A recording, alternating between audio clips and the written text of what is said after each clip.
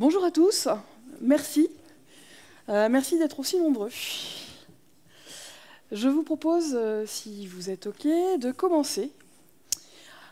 Alors, je suis là pour vous parler, parce que j'avais envie de vous parler d'un sujet qui me tient à cœur. Je vais parler d'amélioration continue. C'est quelque chose qui pour moi est essentiel. Et le but de cette session, c'est vraiment de vous faire une introduction extrêmement rapide, un peu en mode survol, et je m'en excuse par avance, d'outils extrêmement sympathiques qui viennent de la culture Toyota et qui s'appellent les Toyota Kata.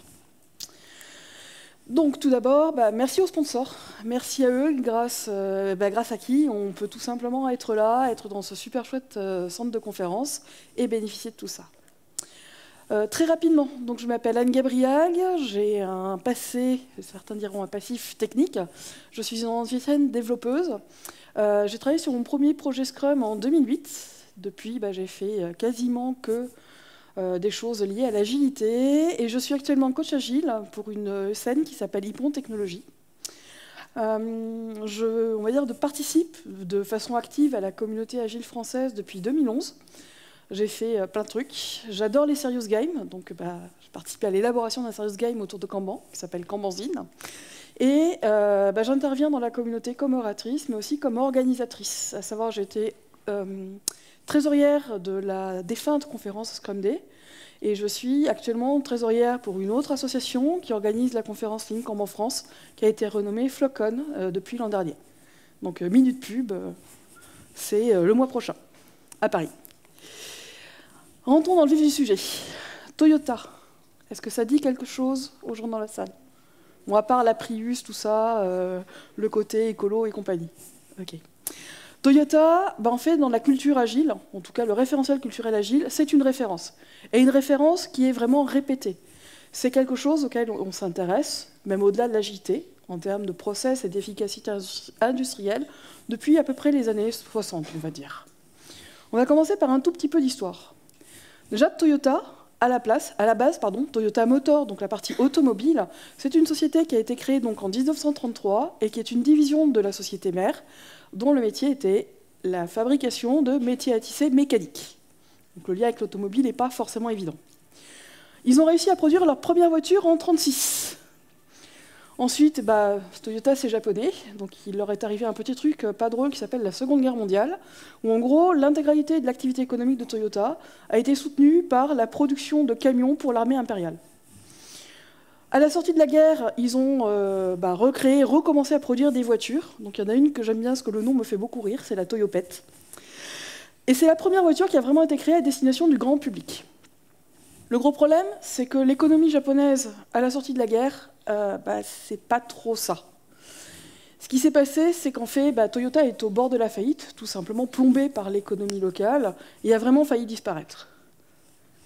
Mais ils n'ont pas disparu. Quelques années plus tard, ils arrivent même à exporter leur première voiture aux États-Unis. À l'époque, c'est quand même un fait d'armes.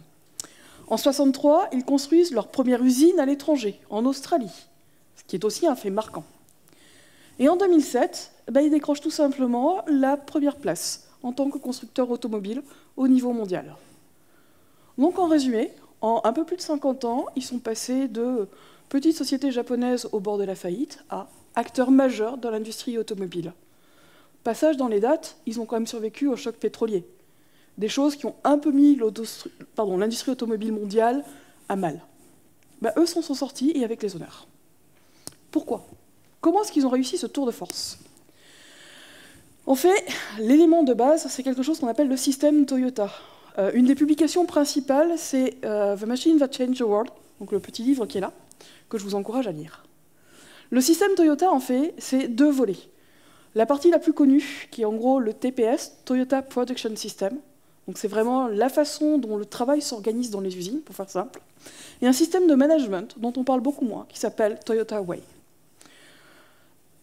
On a très souvent essayé de copier le fonctionnement de Toyota, que ce soit dans l'industrie automobile, mais aussi en dehors de cette industrie-là, voire en dehors de l'industrie tout court. Et même encore aujourd'hui, notamment en termes de management, ça reste une référence et un sujet d'étude. La Toyota, on continue à en parler, notamment en école de management.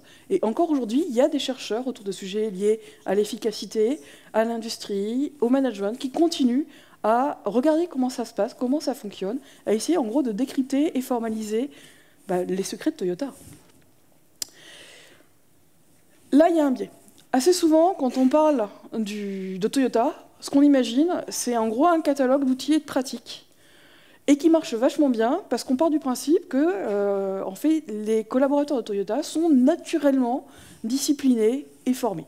Une espèce de mythe sur le fait que l'ouvrier japonais est quelqu'un qui fonctionne complètement différemment, et que ce qui marche chez eux ne marche pas forcément dans les autres pays, notamment à cause de ce biais. En fait, ce n'est pas complètement ça. À savoir que si on se contente de répliquer dans un autre contexte ce qui marche chez Toyota, on obtient au mieux des résultats relativement mitigés. Ça ne marche pas.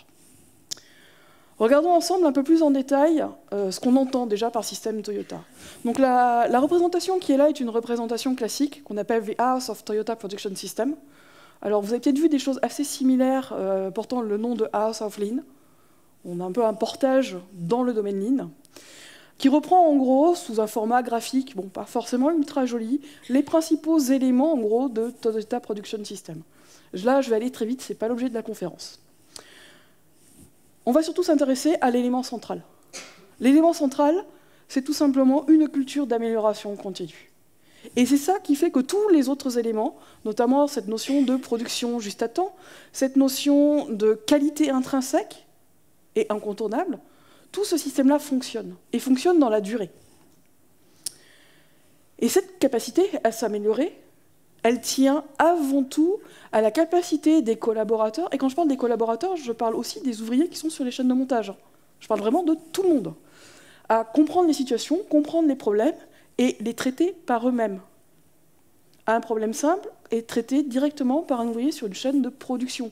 Il n'est pas escaladé à un manager ou à une cellule de résolution de problèmes. Ça se fait de façon opérationnelle, directement. Reprenons un peu plus en détail. Je vous ai parlé du fait qu'il y avait le Toyota Production System. Je vous ai dit qu'il y avait un pendant, côté managérial, la Toyota Way. Toyota Way, en fait, est formalisé, alors là aussi avec une représentation graphique, sous forme de pyramide, qui reprend les 4 principes fondateurs, donc c'est les 4 étages de la pyramide, et 12 pratiques. C'est les éléments qui sont sur le côté. On va aller au cœur du sujet. La pointe de la pyramide, donc vraiment ce sur quoi, ce qui s'appuie sur tous les autres principes, je vous ai fait un focus, de façon à ce que ce soit un peu lisible, c'est justement cette partie qui est liée à la résolution de problèmes et à l'amélioration continue. Donc tous les étages au-dessous, c'est un peu des zones blur. Et cette pointe de pyramide, elle porte sur les pratiques suivantes. Déjà, le fait d'aller sur le terrain, constater de visu et par soi-même ce qui se passe, comment ça marche. Vous avez peut-être entendu parler de Gemba Walk. Gemba Walk, c'est typiquement le management qui descend sur le terrain. Dans une usine Toyota, c'est typiquement le top management, la direction, qui va faire le tour des chaînes de montage pour voir comment ça se passe concrètement. Grosso modo, il n'y a pas le filtre du reporting, le reporting qui sert de filtre entre la réalité du quotidien des gens et la perception qu'en a le management. Un autre point important, c'est au niveau on va dire, du mécanisme de prise de décision. C'est une incitation, en gros, à vraiment prendre le temps, quand on prend une décision, à analyser en profondeur ce qui se passe. On prend le temps de prendre des décisions. Par contre, une fois qu'une décision est prise, on l'implémente extrêmement rapidement. Et c'est vraiment un peu cette double injonction qui est importante. Et le troisième élément, c'est vraiment faire un focus sur le fait d'être une organisation apprenante, qui repose sur 2 éléments, une réflexion permanente et une amélioration continue. Kaizen. Alors pour le coup, ça tombe bien, on a un sponsor en plus qui s'appelle Kaizen. Donc maintenant, si on veut reproduire ce qui fait le succès de Toyota, comment est-ce qu'on peut s'y prendre? C'est une grande question. Il y a un autre élément qui est fondamental dans la culture Toyota, c'est le fait que Toyota va considérer qu'une de ses richesses principales, ce sont ses collaborateurs. Notamment parce que ce sont des humains, et qu'un humain, donc nous tous, nous possédons tous de très très bonnes capacités d'apprentissage et de résolution de problèmes.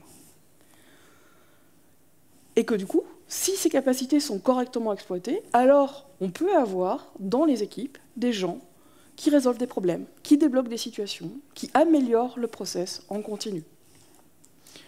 Ce que Toyota a mis en place, c'est vraiment un système, un mécanisme, un ensemble de pratiques qui a pour but d'entraîner l'ensemble des collaborateurs, et là je parle bien de l'intégralité de la population, à adopter en gros des routines, des façons de penser les choses, de réfléchir aux choses, qui permettent en gros d'entraîner les gens à être efficaces quand ils rencontrent un problème à leur niveau.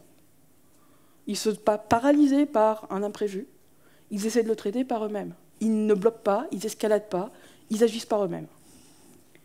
Ça, ce n'est pas forcément quelque chose que vous allez retrouver dans les autres cultures d'entreprise, typiquement pas dans le monde industriel. Revenons, je vous ai parlé de Toyota Kata, pour l'instant je vous ai parlé que de Toyota, pas du tout de Kata. Est-ce qu'il y a des gens qui pratiquent les arts martiaux dans la salle? Donc la notion de kata, ça doit vous parler un petit peu. Alors, Toyota Kata, d'où ça vient? En fait, les Toyota Kata, c'est quelque chose qui a été formalisé par un chercheur américain qui s'appelle Mike Rutter, donc, qui pour le coup est vraiment un universitaire, qui a passé énormément de temps à étudier en gros le système Toyota, notamment les ressorts du management de Toyota. Il a publié pas mal de choses, notamment un livre qui est très connu, Creating Continuous Flow, non, Learning to See, pardon. Et il est connu pour avoir popularisé notamment la notion de value stream mapping. Ça, c'est peut-être quelque chose qui vous parle plus. Alors, les deux livres qui sont là ont tous les deux remporté des prix. Le Shingo Award, c'est un prix qui récompense les travaux liés à l'excellence opérationnelle. Donc c'est vraiment quelque chose qui est lié essentiellement, on va dire, au management en milieu industriel. Un kata, c'est tout simplement la formalisation par Mike Rutter de ces fameuses routines d'apprentissage, qui sont des routines managériales. Il y en a plusieurs. Le principal, celui dont je vais surtout vous parler aujourd'hui, c'est le kata d'amélioration, donc le improvement kata. Celui-là, il est pratiqué par l'intégralité des collaborateurs. Et le but, c'est vraiment d'entraîner les gens à la résolution de problèmes, de façon à ce que ça devienne un réflexe. Le second, c'est le kata de coaching. Ce kata-là, en fait, il est surtout destiné à être pris en main par les personnes qui ont déjà un bon niveau d'expertise sur ces méthodes de résolution de problèmes. C'est un kata de transmission. C'est quelque part un ensemble de pratiques qui va les aider à former les équipes. On va y revenir. Alors, truc extrêmement marrant, en tout cas moi qui me fait rire, c'est que Toyota Kata n'est absolument pas un terme qui est utilisé chez Toyota. Kata. Kata, le mot en japonais, comme pour beaucoup de mots japonais, est un mot qui a un certain nombre de significations. Déjà, ça veut dire façon, au sens de manière, la façon de faire. La forme. C'est aussi le moule, dans le sens donner une forme et modeler en gros les choses. Donc un kata, c'est vraiment cette notion de forme idéale à reproduire. Dans les arts martiaux, quand vous déroulez des katas, en gros, vous déroulez, avec un nombre de répétitions assez élevé, une séquence de gestes, jusqu'à ce que ça en devienne complètement automatique. Et c'est du coup un excellent outil de transmission. Quand vous déroulez vos katas, vous vous entraînez en fait à faire le geste parfait. Le but, c'est que justement, à force de répétition, votre cerveau, vos muscles intègrent complètement ça. Et au bout d'un certain moment, en fait, vous enchaînez les différentes étapes du kata sans avoir à y réfléchir. Ça devient un réflexe, c'est instinctif. Et on parle à ce niveau-là de mémoire musculaire. Alors c'était quelque chose qui était utilisé notamment pour l'entraînement au combat, à partir du moment où, si en réflexe, vous initialisez le début de la séquence d'un kata, vous la dérouliez directement, sans latence, sans temps de réflexion, ce qui est assez efficace. Cette notion d'habitude, ce n'est pas quelque chose qui est propre à Mike Rutter, ce n'est pas non plus propre à la culture japonaise. Je partage avec vous, là, une citation d'Aristote, qui dit tout simplement que l'excellence est un art qu'on n'atteint que par l'exercice constant. Nous sommes ce que nous faisons de façon répétée, de manière répétée, pardon. L'excellence n'est pas une action, c'est une habitude. Donc il y a à nouveau cette notion de répétition, d'habitude, de choses qui devient instinctive. Rentrons dans le vif du sujet. Le kata d'amélioration. Le principe, via le kata d'amélioration, c'est de faire en sorte que les collaborateurs se concentrent vraiment sur le fait de réaliser de la meilleure façon possible les tâches qui sont à leur charge. Et du coup, quand ils ont un aléa, un truc qui ne va pas, un truc qui se bloque, quelque chose qui les freine, qu'eux-mêmes réfléchissent à voir comment régler le problème, traiter l'obstacle. travailler mieux, travailler plus efficacement. Le kata d'amélioration est un kata, donc une séquence en 4 étapes que je vais vous présenter. L'idée, si vous voulez, c'est qu'à un instant T, vous avez un challenge. Le challenge, ça peut être typiquement une efficacité amoindrie, quelque chose, un problème que vous avez à régler, une amélioration que vous avez envie de faire. Le but, à ce niveau, c'est que ce challenge, ça soit plutôt un objectif à long terme. Et c'est quelque chose qui ne va pas du tout être simple à atteindre. Sinon, ce n'est pas un challenge. Une fois que vous avez cet objectif en tête, on va demander aux gens, en gros, de prendre le temps d'analyser la situation courante. Ça va passer notamment par beaucoup de collecte d'informations sur ce qui se passe, concrètement. C'est une analyse pragmatique, très factuelle. L'idée, c'est vraiment d'avoir un peu une vision presque 360 de ce qui se passe, de ce qu'on fait. C'est très consommateur en données. L'étape suivante, là, à ce moment-là, vous savez où vous voulez aller, et vous savez que ça va être compliqué d'y aller. Vous ne savez pas forcément même comment y arriver. Vous savez d'où vous partez. L'idée, c'est de progresser par étapes. Donc, à ce niveau-là, la 3e étape, c'est de vous fixer quelque part un espèce d'objectif intermédiaire, qu'on va appeler la condition cible. Alors, bien évidemment, ce n'est pas choisi complètement au hasard. Si, typiquement, on va vous demander, moi, je ne sais pas, imaginez, vous avez 300 boulons à serrer, et vous vous dites, ça serait quand même pas mal si j'arrivais à le faire en tant de temps. Et que vous avez tout votre espace de travail potentiellement à réaménager. Commencez pas à vous dire, les 300 boulons, c'est bon, 30 secondes, c'est réglé. Ça ne va pas marcher. Fixez un objectif qui est un peu ambitieux, mais pas trop. L'idée, c'est vraiment de procéder comme ça, par étapes, palier par palier. Mais il y a quand même cette notion d'ambition, il y a un minimum de challenge, il ne faut pas que ça soit trop simple. Cette condition cible, elle doit rester réalisable, tout simplement pour l'impact sur la motivation. Si je vous fournis un objectif, ou si vous fixez un objectif totalement irréalisable, vous allez vous user, vous démotiver. Ça ne doit pas non plus être trop simple, parce que si c'est simple, ça ne va pas forcément vous donner envie de changer quoi que ce soit dans votre quotidien. Une toute petite amélioration, ce n'est pas forcément ce qu'on recherche. L'idée, c'est que quand vous atteignez cette condition cible, vous avez déjà fait un pas important. Vous avez déjà apporté une amélioration notable à votre façon de faire, à votre process. Et ça, c'est quand même assez génial au niveau de la motivation. C'est une victoire. Et c'est top quand même de pouvoir avoir comme ça des victoires régulièrement dans son quotidien. C'est exactement le principe. La 4e étape. Donc à ce niveau-là, vous avez votre objectif à long terme, vous connaissez d'où vous partez, et vous avez en gros votre objectif intermédiaire, cette fameuse condition cible. En fait, à ce niveau-là, c'est tout simplement de procéder à un certain nombre d'expérimentations qui vont vous permettre de passer de votre situation actuelle à la condition cible. Alors, généralement, la première expérimentation ne marche pas forcément. C'est pour ça qu'on prévoit d'en faire une liste. L'idée, c'est vraiment d'identifier des expérimentations que vous allez pouvoir enchaîner rapidement, de changer des petites choses, et à chaque fois de vérifier ce que ça donne. L'idée aussi, c'est vraiment de consigner, un peu comme sur un carnet de laboratoire, à savoir, je suis là, je vais commencer par changer ça, vous tentez, vous testez, vous regardez le résultat, regardez ce que ça donne. Est-ce que cette modification, elle a un impact positif? Est-ce que vous l'intégrez à votre routine? Ou est-ce que vous dites, c'est pas terrible, et vous allez expérimenter autre chose? Et c'est ces cycles d'expérimentation comme ça qu'on va enchaîner jusqu'à l'atteinte de la condition cible.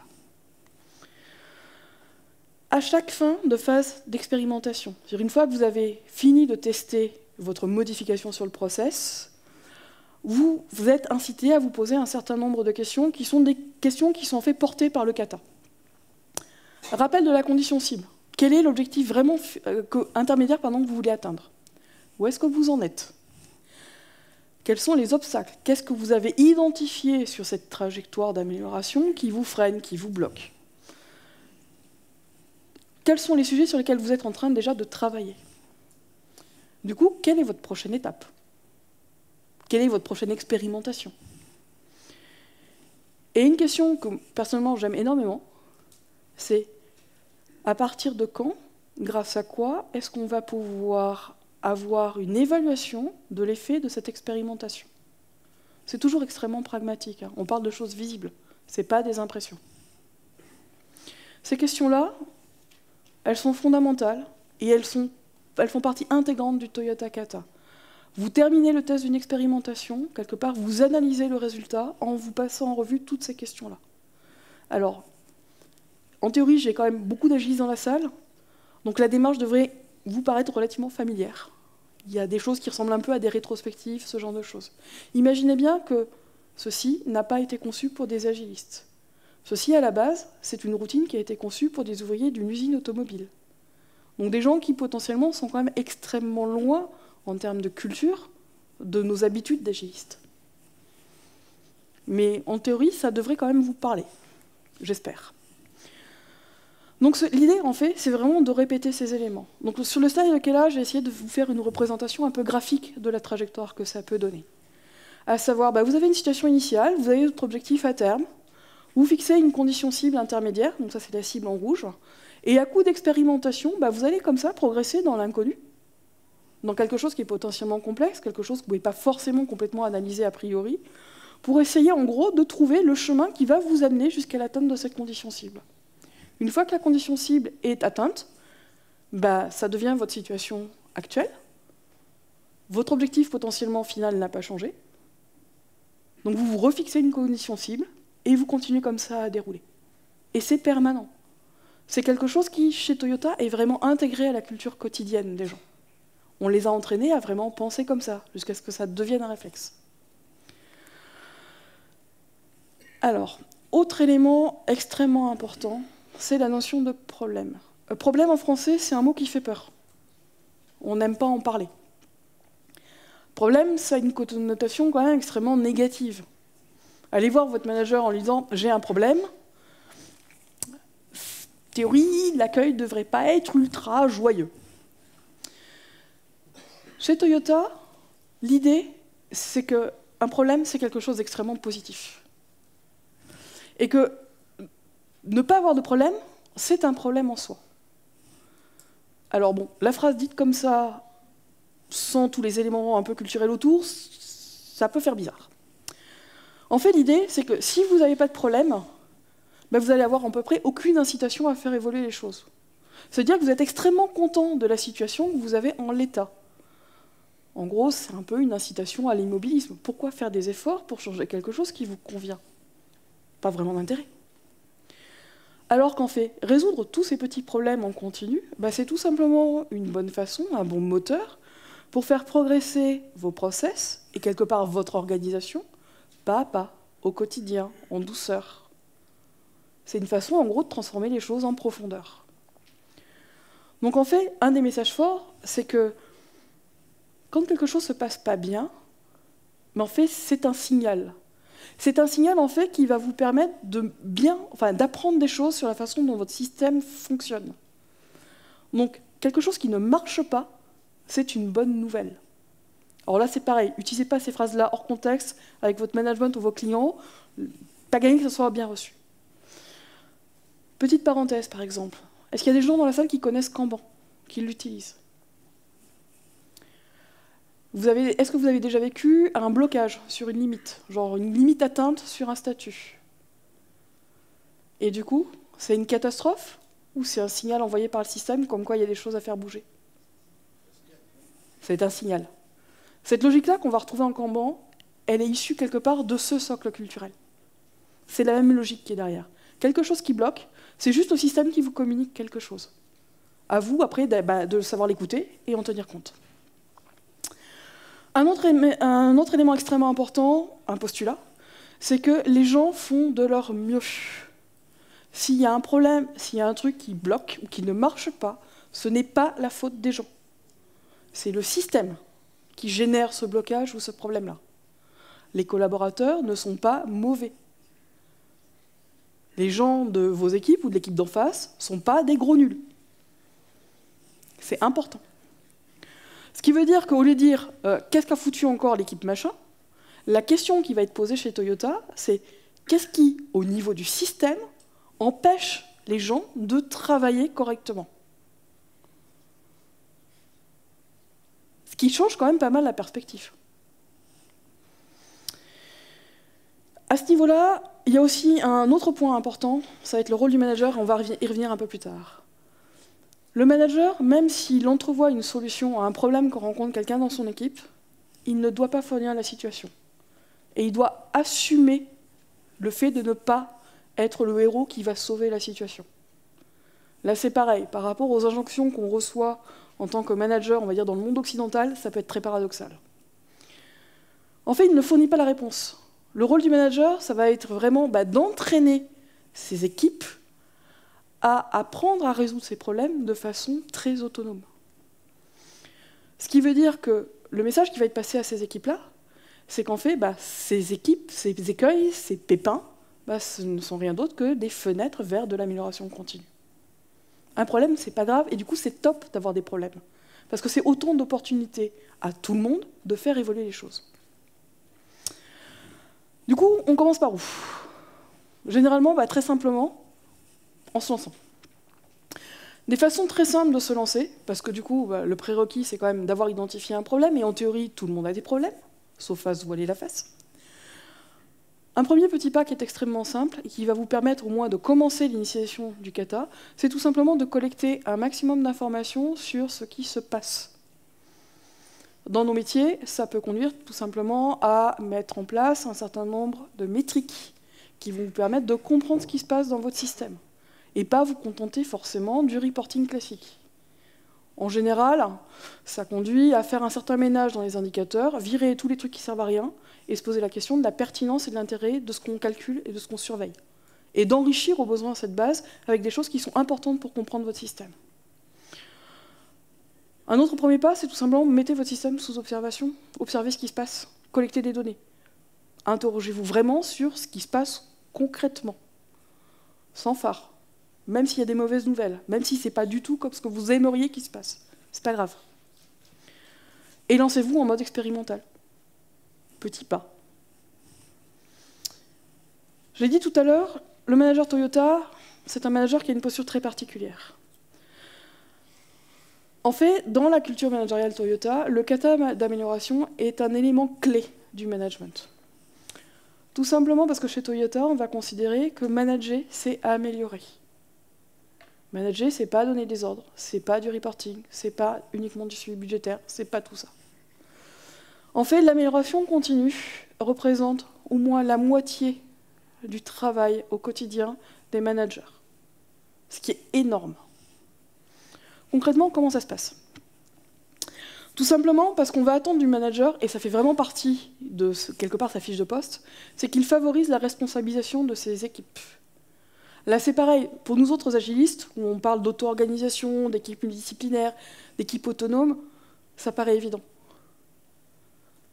Là, on parle, je le rappelle, d'une chaîne de production industrielle dans l'industrie automobile. Est-ce que vous pensez vraiment que c'est le cas dans les années 50 sur les chaînes de montage Renault? Pas vraiment.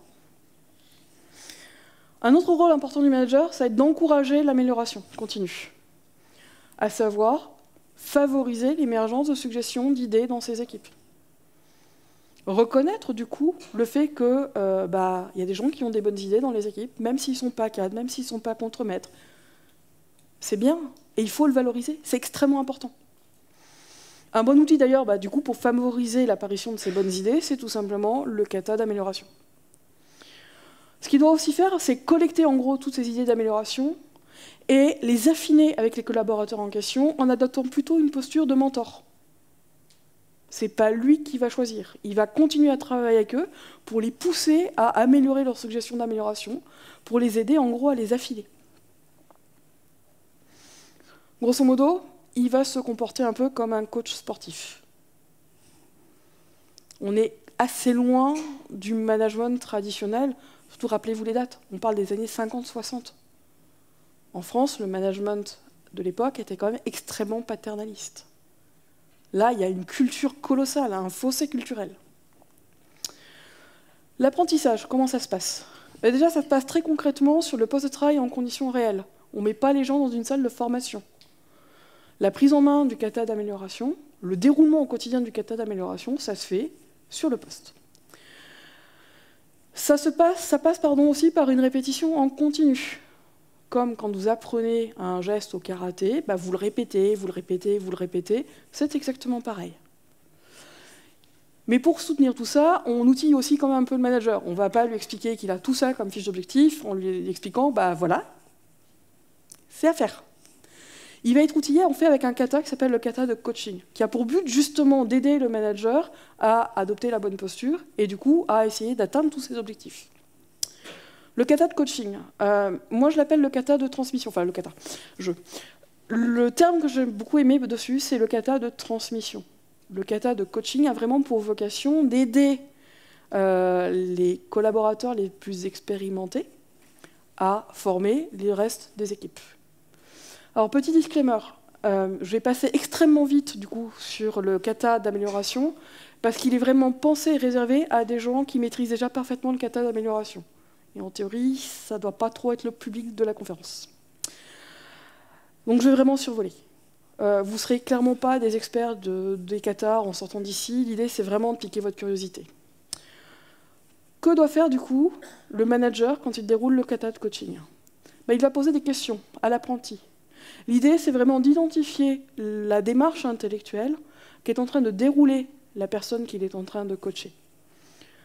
Aussi bien au niveau de la compréhension et de l'analyse du problème que dans la maîtrise en fait, de la démarche du kata en lui-même. Alors là, ça peut être très dur. Il doit absolument se retenir de pousser des solutions.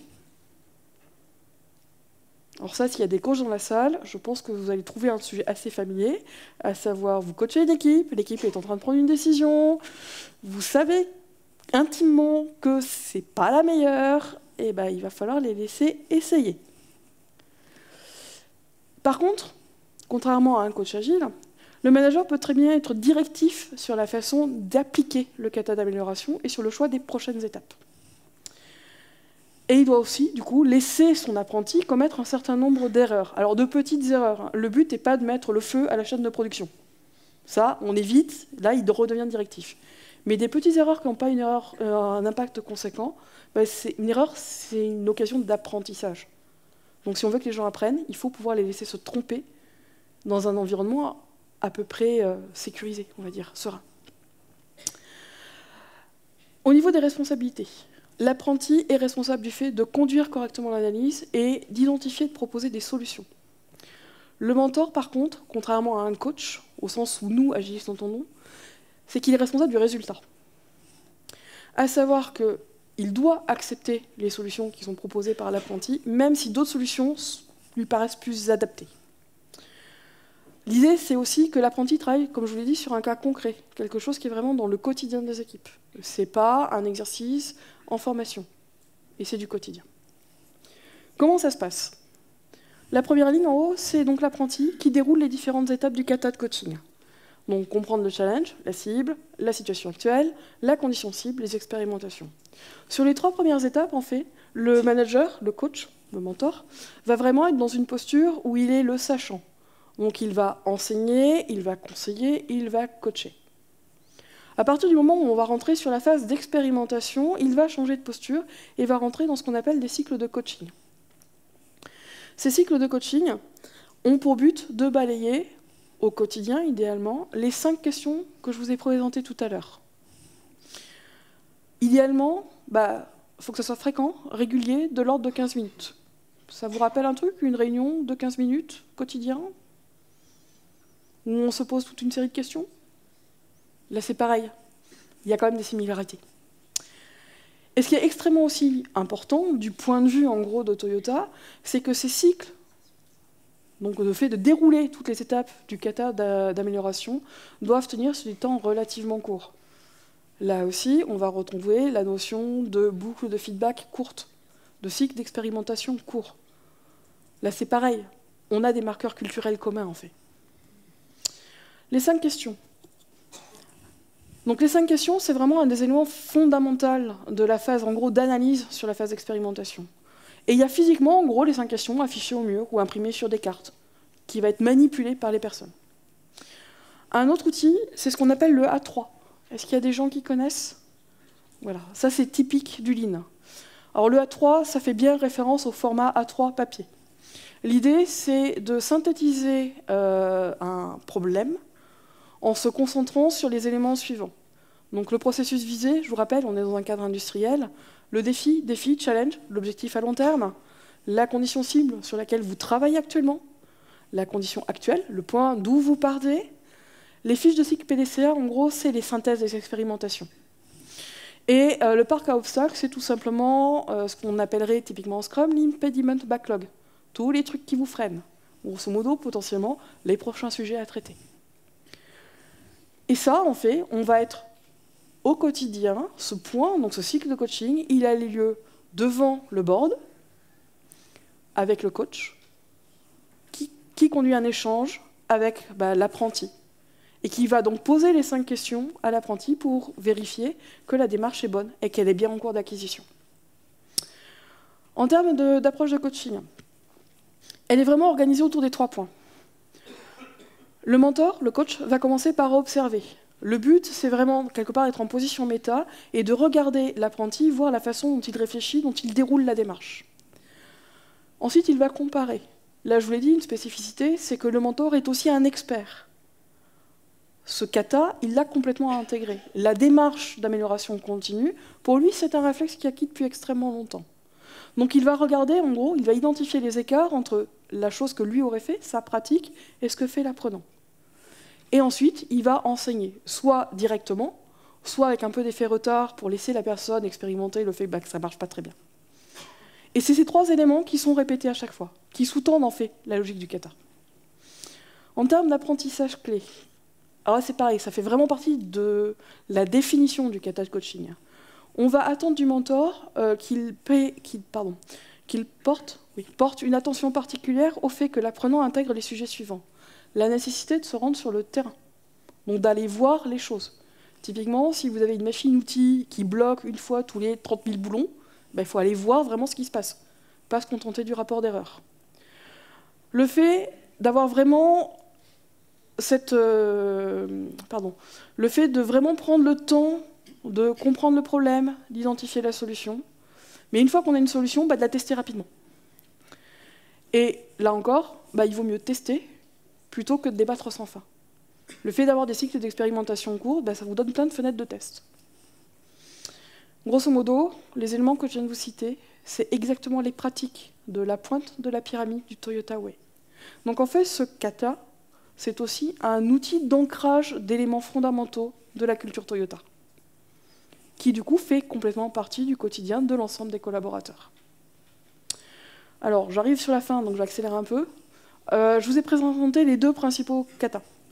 Il y en a un 3e, le Toyota Kata Starter Kata, compliqué à dire. C'est tout simplement un kit qui permet de plus facilement initialiser la démarche. J'irai pas plus loin pour aujourd'hui. Je vous ai mis par contre les références sur le site de Mike Otter, donc c'est l'URL qui est en bas, où vous trouvez les travaux si ça vous intéresse. Mike Otter a aussi mis en place un atelier qui s'appelle Kata in the Classroom, donc, que je vous propose demain, qui a pour but, en gros, d'enseigner cette démarche à des enfants. Donc en théorie, si ça marche avec des enfants, ça devrait aussi marcher avec les gens d'Agile Grenoble. L'idée, c'est vraiment de dérouler toutes les étapes dans un cadre simplifié, donc on n'est pas sur une chaîne de montage, dans un temps réduit. Mais c'est exactement la même logique intellectuelle qu'il y a derrière. Le point fort, c'est vraiment d'apprendre aux gens aussi à progresser dans un environnement incertain. On l'a dit, l'objectif cible, c'est quelque chose qui est lointain, qui est très compliqué. On ne prend pas le temps d'établir une trajectoire. On va progresser pas à pas via l'atteinte d'étapes intermédiaires que les gens se fixent eux-mêmes. Ce n'est pas le management qui décide des conditions cibles. Ça, c'est extrêmement important. Comme je vous l'ai dit, c'est une démarche qui a vraiment fait ses preuves quand il s'agit d'améliorer les choses ou de travailler, naviguer dans un environnement complexe. Quelque chose où on ne maîtrise pas tout et qui, en plus, a tendance à bouger. Typiquement, le fameux monde VUCA dont on parle, qui, au final, est le monde dans lequel nous opérons. Cette logique, en fait, c'est ce qu'on appelle la pensée scientifique. L'idée, c'est être, vous, en capacité d'identifier et de mettre en place des solutions. Il y a un effort renforcé sur les éléments de collaboration. On travaille en équipe pour atteindre des objectifs. Et de communication. Le Toyota Kata, notamment via les exercices qui visent à pousser les gens à consigner, mettre à plat l'analyse de données, les conditions d'expérimentation, le résultat, les fiches de cycle PDCA et compagnie, c'est vraiment quelque chose qui est structuré et structurant. Si vous avez envie d'organiser l'atelier, donc c'est-à-dire même si vous ne venez pas demain, c'est absolument pas grave. Toute la documentation est disponible en Creative Commons. Donc là c'est pareil, je vous ai mis toutes les URL, c'est juste que les documents sont en anglais. Donc si ça ne vous pose pas de soucis, n'hésitez pas. Et je vous le dis, l'atelier est pensé pour 50 minutes et être déroulé avec des enfants. Pour aller plus loin, parce que je dois être vraiment sur les 5 dernières minutes, en fait j'adore lire, donc forcément j'ai mis plein de livres. Vous trouverez une bonne partie des travaux de Mike Rutter sur son site. Il y a un site en français qui reprend le contenu des 2 katas, donc kata d'amélioration, le kata de coaching, qui s'appelle toyotakata.info, donc qui a été traduit par des gens qui viennent vraiment du lean industriel. Et je vous ai mis les 3 principaux livres écrits par Mike Rutter sur le sujet. Si vous devez en lire un, lisez le premier. Le Toyota Kata Practice Guide, il est vraiment fait pour des gens qui sont en train de le mettre en place dans la vraie vie. La partie Toyota Kata Culture, ça va encore un étape plus loin. Le point d'entrée, c'est vraiment le premier.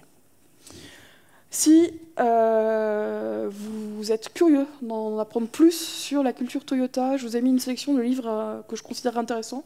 Toyota Way, c'est un classique. Les 2 autres sont donc des livres de Taishi Ohno, qui fait partie des créateurs de ce système-là. Le 4e livre est un peu plus caustique, à savoir que Toyota Kata, en théorie, vous allez trouver énormément d'informations élogieuses sur l'efficacité du système. Le 4e livre, en fait, c'est un peu le revers de la médaille, et il aborde des sujets qui démontrent que tout n'est pas parfait, que tout n'est pas génial, et que, en gros, il reste quand même des sujets, notamment autour de la souffrance au travail, de la pression, et ainsi de suite. Donc c'est un témoignage, en fait, de gens qui ont travaillé chez Toyota. Lean. Le Lean, quelque part, est issu de cette culture. Les livres qui sont là, si vous devez commencer par un, c'est le petit This is Lean. Alors, je sais qu'il a été traduit en français. Il est vraiment tout petit, et c'est une introduction au principe de la pensée Lean. Il faut savoir qu'en France, on a un auteur prolifique sur la notion, sur le Lean, qui s'appelle Michael Ballet. Donc je vous ai mis ces livres-là en français. Il y a aussi une branche Lean IT, avec notamment le livre écrit par les Popendick, qui date de 2003, si je ne m'abuse. C'est en gros la pensée du Lean, mais appliquée au domaine du logiciel. Et Lean Enterprise, c'est le Lean appliqué à des entreprises, donc y compris le côté échelle et diffusion de la pensée Lean dans les autres organismes en dehors du développement logiciel. Je ne sais plus de quelle année il date. Je vous le conseille aussi, il est extrêmement sympathique dans le sens où il aborde les sujets de diffusion à l'échelle de cette culture. Et si j'avais une dernière chose à vous dire, si vous êtes intéressé, si j'ai réussi à piquer votre curiosité, je ne peux que vous encourager à expérimenter, essayer.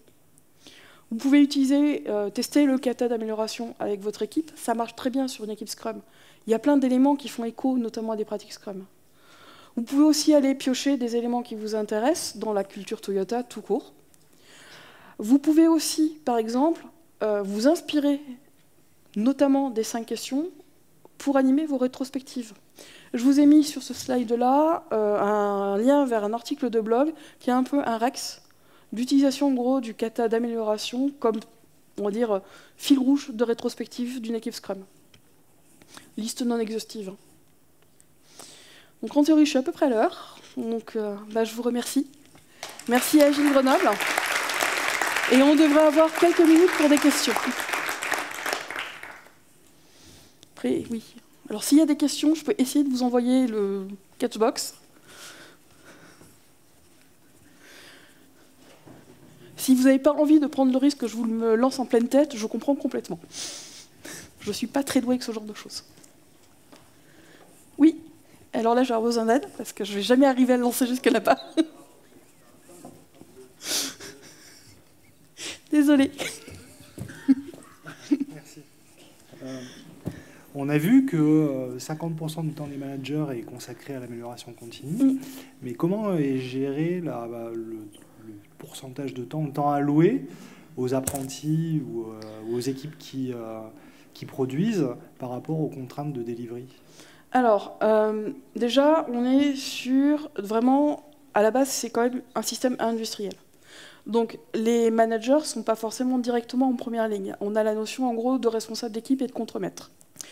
Donc les managers ils délèguent aussi un certain nombre de choses à ces populations-là.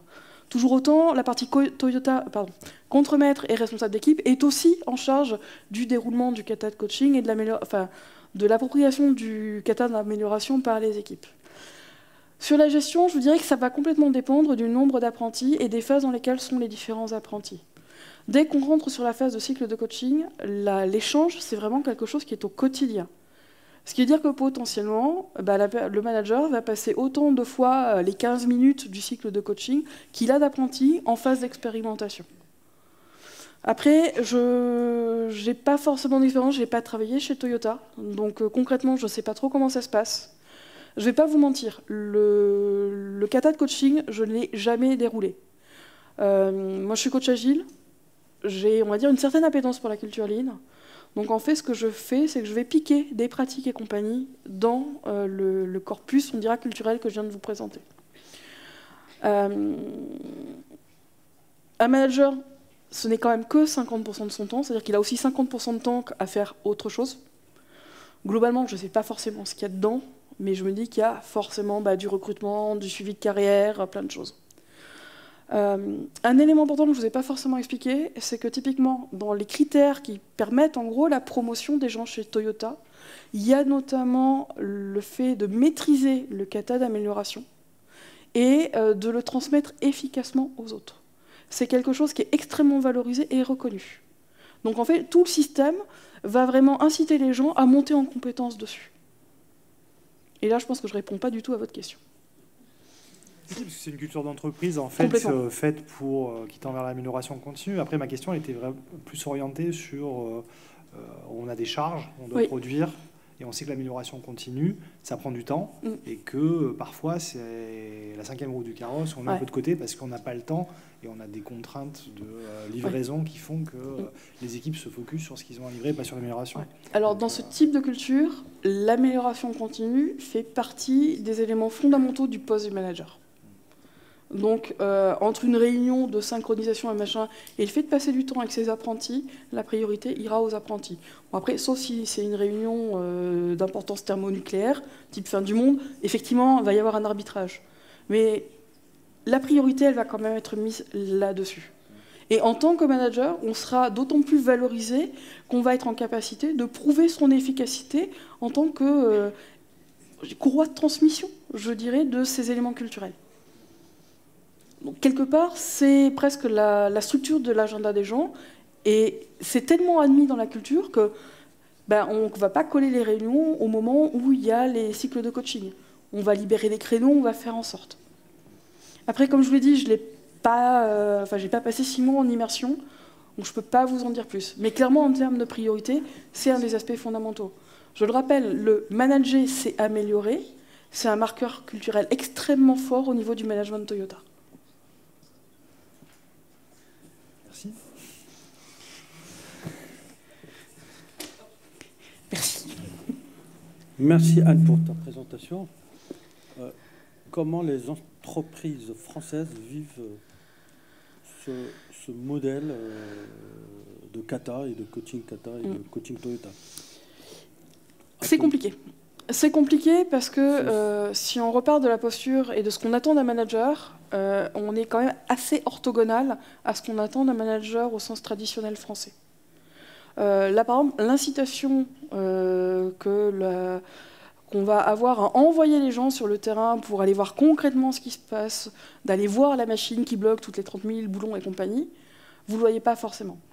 Par exemple, là récemment, je crois que c'est le PDG d'Aéroport de Paris qui est allé un peu en mode client mystère, voir ce que ça donnait concrètement dans son aéroport. Et il a halluciné. Il a pris conscience, en mode client mystère, que y a des vols où, en gros, vous passiez 2h30 debout dans un couloir à attendre pour passer le poste de douane. C'est quelque chose, il ne savait même pas que ça existait. Dans un environnement, dans une culture typée Toyota Way, ça ne peut pas arriver. Les managers ne sont pas dans une bulle complètement déconnectée et protégés des aspects pas très sympas du quotidien. Le Gemba Walk, c'est vraiment quelque chose qui est fondamental. Après, au niveau du lean industriel, ça fait partie des pratiques. Il y a des consultants lean, il y a des coachs lean, alors, je suis en train de passer hors temps, qui ont vraiment comme mission d'amener ces éléments-là.